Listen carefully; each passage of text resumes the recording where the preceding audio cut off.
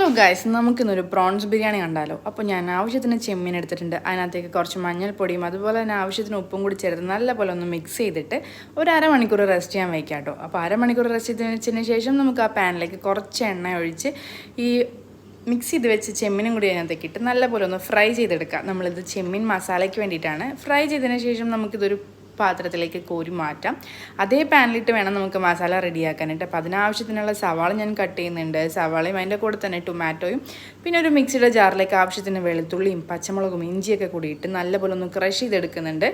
ഇത് മൂന്നും നമുക്ക് ക്രഷ് ചെയ്തെടുക്കാം. ക്രഷ് ചെയ്ത് മാറ്റി വയ്ക്കാം. അപ്പോൾ നമുക്ക് ആ പാനിലേക്ക് എണ്ണ കുറച്ചും കൂടി ആവശ്യത്തിന് വേണമെങ്കിൽ എണ്ണ ഒഴിക്കാം. എന്നിട്ട് നമുക്ക് അരിഞ്ഞ് വെച്ചിരിക്കുന്ന 2 സവാളയും കൂടി ഇട്ട് ആവശ്യത്തിനുള്ള കുറച്ച് ഉപ്പും കൂടി ഞാൻ അതിനകത്തേക്ക് ചേർക്കുന്നുണ്ട്. ഇത് രണ്ടും കൂടി ചേർത്ത് നല്ലപോലെ ആ പച്ചമണമൊക്കെ സവാളയുടെ മാറി ഒന്ന് വഴന്ന് വരുമ്പോഴേക്കും ക്രഷ് ചെയ്ത് വെച്ച ഈ പച്ചമുളകും ഇഞ്ചിയും വെളുത്തുള്ളിയും കൂടി അതിനകത്തേക്ക് ഇട്ട് കൊടുക്കുക.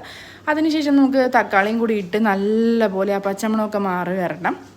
ഈ പച്ചമണമൊക്കെ മാറി വരുമ്പോഴേക്കും നമുക്കിതിൻ്റെ പൊടികളിടണ്ടേ. മഞ്ഞൾപ്പൊടി ഇടുന്നുണ്ട്, അതുപോലെ തന്നെ ഞാൻ മുളക് പൊടിയും ഗരം മസാല, ഈ 3 പൊടികളാണ് ഇടുന്നത്. മഞ്ഞൾപ്പൊടി, മുളക് പൊടി, ഗരം മസാലയും കൂടി ഇട്ട് നല്ലപോലെ ആ പച്ചമണമൊക്കെ മാറി ആ മസാലയുടെ പച്ചമണമൊക്കെ മാറി വരുന്നവർ നല്ലപോലെ വഴറ്റി വരുമ്പോഴേക്കും നമുക്ക് ഈ ഫ്രൈ ചെയ്ത് വെച്ചിരിക്കുന്ന ചെമ്മീൻ ഈ മസാലയിലേക്ക് ഇട്ട് കൊടുക്കുക.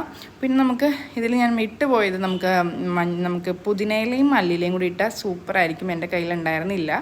എന്നിട്ട് നമുക്ക് വേവിച്ച് വെച്ച റൈസും കൂടി ആയിട്ടുണ്ട്. എന്നിട്ട് ഈ മസാലയുടെ പുറത്തേക്ക് നമുക്ക് ഈ റൈസ് ഇട്ട് കൊടുക്കാം.